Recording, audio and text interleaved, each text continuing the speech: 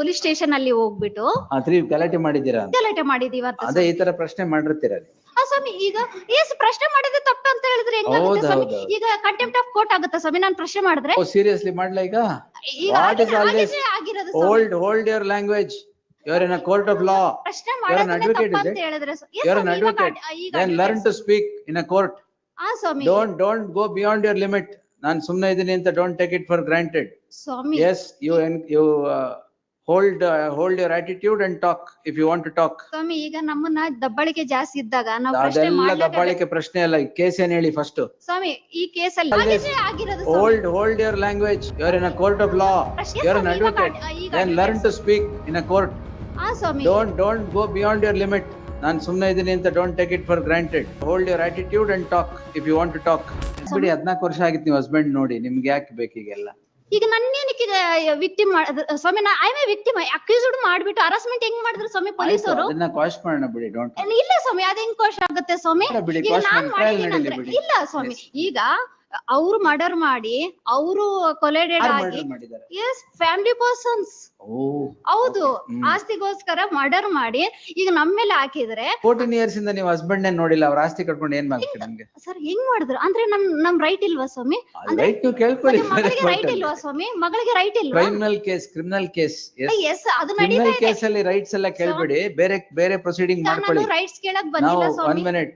S ನಾವು finish ಮಾಡೋದಕ್ಕೆ ಆಗಲ್ಲ, ಇವೆಲ್ಲ ಕೇಳ್ತಾ ಕೂತ್ಕೊಳ್ಳೋಕೆ ಟೈಮ್ ಇಲ್ಲ ಇಲ್ಲಿ ಸ್ವಾಮಿ. ಅಟ್ ಲೀಸ್ಟ್ ನಾನು ಪ್ರೊಸೀಜರ್ ಏನಿದೆ ಅದನ್ನೇ ಮಾಡಿದ್ದೀನಿ procedure will C.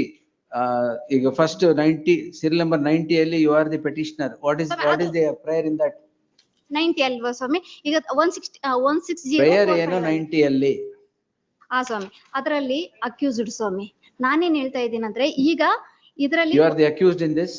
Yes. What is the allegation against you? ಅದ್ರಲ್ಲಿ ಅವ್ರು ಹೇಳ್ತಾ ಇದಾರೆ ಬಂದು ಗಲಾಟೆ ಮಾಡಿದ್ದಾರೆ ಅಂತ. ನಾನು ಗಲಾಟೆ ಮಾಡಿಲ್ಲ, ಪ್ರಶ್ನೆ ಮಾಡಿದ್ದೀನಿ. ಆಯ್ತು, wait. Yes, ಅಷ್ಟೇ ತಾನೇ? ಅಷ್ಟೇ ಸರ್. Sit down. ಈಗ ಮತ್ತೆ Sit down. ಓಕೆ. Yes. ನಮ್ದೇನು ಪಾತ್ರ ಇಲ್ಲ ಸರ್. ಪೊಲೀಸ್ ನಮ್ದು 90 next 90.1 ಅಲ್ಲಿ 90.1 ಅಲ್ಲಿ what happened my brother died due to liver problem and kidney problem. We have lodged complaint on complaint against whom? Against why?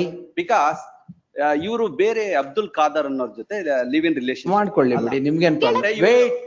ಇವರು ಪದೇ ಹೋಗಿ ಅವ್ರ ಮನೆ ಹತ್ರ, ಅವ್ರು ವಾಸವಾಗಿದ್ದಂತ ಮನೆ ಹತ್ರ ಯಾವಾಗೂ ಗಲಾಟೆ what is the offence? Offence ಈಗ ಕ್ಲೈಮ್ ಮಾಡ್ತಾ ಇರ್ತಕ್ಕಂಥದ್ದು ನೀವ್ ಏನ್ ಮಾಡಿರೋದು? ಒಫೆನ್ಸ್ ಏನ್ ಅವ್ರ ಮೇಲೆ? ಯಾವ ಇವ್ರ ಮೇಲೆ ಹಾಕಿರೋ ಕ್ರೈಮ್ ಇಲ್ಲ, ಇವ್ರ ಮೇಲೆ ಅಫೆನ್ಸ್ ನಾವೇನು ಇದ್ ಮಾಡಿಲ್ಲ. ಸೊ ಅಲಿಗೇಷನ್ ಮಾಡಿದ್ವಿ. ಇವ್ರು because of torture given by respondent to and Abdul Qadir, he was addicted to alcohol. Due to that reason he died, my lord.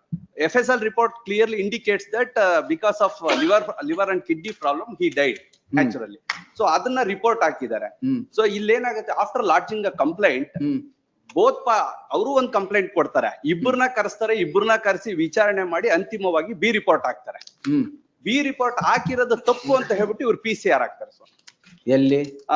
Before the learned magistrate. ಯಾವ್ದ್ರಲ್ಲಿ B report ಹಾಕಿರೋದು? UDR under UDR 46 for 2024 my lords. So ಇದು ತಪ್ಪು ಅಂತ ಹೇಳ್ಬಿಟ್ಟು ಇವ್ರು PCR ಹಾಕಿ ನಾವು murder ಮಾಡಿದೀವಿ ಅಂತ ಹೇಳ್ಬಿಟ್ಟು ಕಾಗ್ನಿಜೆನ್ಸ್ ತಗೊಳ್ಳಿ ಅನ್ನೋದು ಅವರು ವಾದ. ಸ್ವಾಮಿ ಈಗ ಮಾತಾಡ್ಬೋದಾ ಸ್ವಾಮಿ ನಾನು? ನೋ.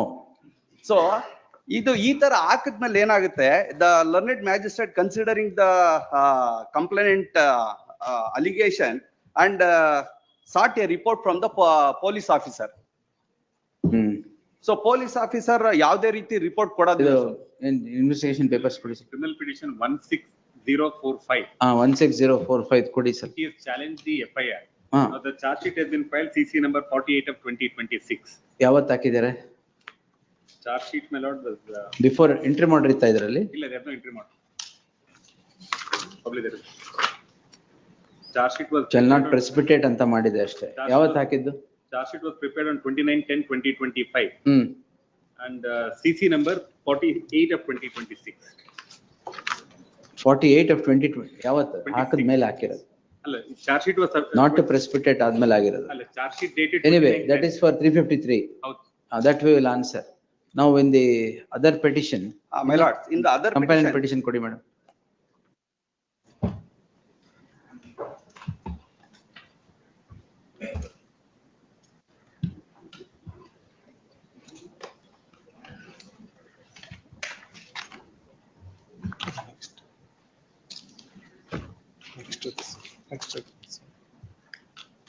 ಇದು ಕಂಪ್ಯಾನಿಯನ್ ಪಿಟಿಷನ್ ಯಾರು ಹಾಕಿರೋದು? ಇವರೇ ಹಾಕಿರೋದ? Yeah, Swami, after filing the petition, this honorable court granted an interim order.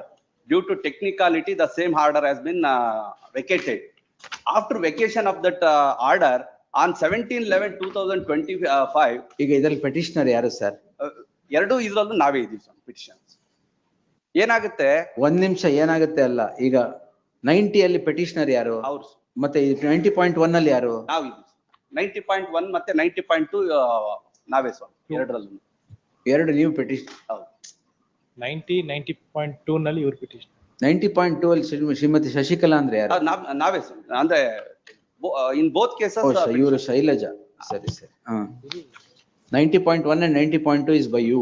ಹೌದು ಸ್ವಾಮಿ. One before reference, one after reference. One may be discussed. What is the allegation against, offense against you now? Now they are making allegation that we have committed a murder. Therefore, she sought investigation through the police by filing a PCR, my lords. So ಅದು B report ಆಯ್ತಾ? ಅದು B report ಆಯ್ತಾ? B report ಎಲ್ಲ submit ಮಾಡ್ತಾರೆ. Even in spite of that, the learned magistrate passed an order for further enquiry. Further enquiry ಮಾಡಿ ಅಂತ ಹೇಳಿದ್ರೆ ಇವ್ರು ಹೊಸದಾಗೆ FIR ಆಗ್ತಾರೆ. ನಾವೇ ಆರ್ಡರ್ ಮಾಡಿದಿರಿ ಒಂದ್ ಕೇಸಲ್ಲಿ ಫರ್ದರ್ ಎನ್ಕ್ವೈರಿ ಅಂತಂದ್ರೆ ಫ್ರೆಶ್ ಎನ್ಕ್ವೈರಿ ಮಾಡ್ಲಿಕ್ಕೆ ಬರೋದಿಲ್ಲ. ಇಂಟ್ರಿಮ್ ಆರ್ಡರ್ ಇತ್ತಲ್ಲ, ಯಾಕೆ ವೇಕೆಟ್ ಆಯ್ತು? ಅದು ನಾವು ನಾನ್ ಕಂಪ್ಲೈನ್ಸ್ ಅಲ್ಲಿ ಬಂತು ಸ್ವಾಮಿ. ಸೊ ಅವಾಗ 11-12 ಸೊ ವೆಕೇಟ್ ಆಗುತ್ತೆ. ವೆಕೇಟ್ ಆಗಿ 5 ದಿನಕ್ಕೆ ಇವ್ರು ಹೋಗಿ ಪ್ರೆಷರ್ ಆಗ್ಬಿಟ್ಟು FIR ಮಾಡಿಸಿದ್ದಾರೆ. ಪ್ರೆಷರ್ ಏನ್ ಆಗ್ತಾರೆ ಸ್ವಾಮಿ? ಇವ್ರು ಈ ತರ ಮಾತಾಡ್ತಾರೆ ನೋಡಿ ಸ್ವಾಮಿ. ಪ್ರೆಷರ್ ಹೆಂಗ್ ಆಗ್ತಾರೆ ಸ್ವಾಮಿ? ಪ್ರೆಷರ್ ಆಗ್ಬಿಟ್ಟು Did I ask you pressure ಹಾಕಿದೀರಾ ಅಂತ? ಅವ್ರು ಏನ್ ಬೇಕಾದ್ರೆ ಹೇಳಿ, ನೀವ್ ಏನ್ ಬೇಕಾದ್ರೆ ಹೇಳಿಲ್ವಾ ಈಗ?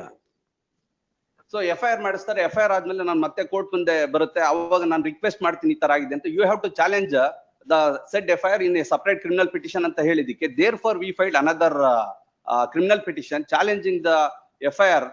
ಅದ್ರಲ್ಲಿ ಏನಾಗಿದೆ? ಅದ್ರಲ್ಲಿ there is a stay granted by this honorable court on what? By considering ಅಲ್ಲ, on what date? 17/12/2025. Not by the coordinate bench only. ಸ್ವಾಮಿ ಇದರಲ್ಲಿನೂ ಅಷ್ಟೇ ತಾವೇ ಸ್ವಾಮಿ. ಆರ್ಡರ್ ಮಾಡಿರೋದನ್ನ ಕನ್ಸಿಡರ್ ಮಾಡಿ ಸ್ವಾಮಿ 18/12 ಗೆ ಇತ್ತು ಸ್ವಾಮಿ. 18/12 ಗೆ ಟೈಮ್ ಕೊಟ್ಟಿದ್ರೆ 17 ಗೆ ಬಂದ್ಬಿಟ್ಟು ಅಡ್ವಾನ್ಸ್ ಮಾಡ್ಕೊಂಡು List the ಸ್ಟೇ matter. ತಗೊಂಡು ಹೋಗ್ತಾರೆ ಸ್ವಾಮಿ. List the matter on 27th February Swami at ಏನಿದ್ರೆ 2:30 PM. Yes. ಸ್ವಾಮಿ ತಮ್ಮ Interim orders subsisting in any of these cases shall continue to the next date of hearing. 10080 can be disposed of. ಯಾವುದು? 10080. ಅದೇನು? That's the PCR reference is challenged. Subsequently is challenged the registration of crime itself. ಸರಿ, ಮತ್ತೆ ಅದೇನು ಉಳಿದಲ್ಲ.